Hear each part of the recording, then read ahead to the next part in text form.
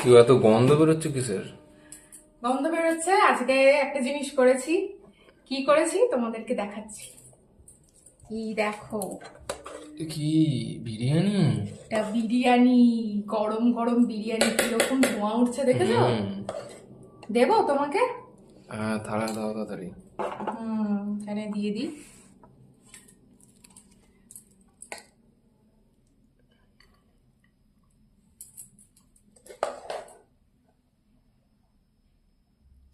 এই দেখো, গরম গরম বিরিয়ানি হাওয়া হাওয়া করছে।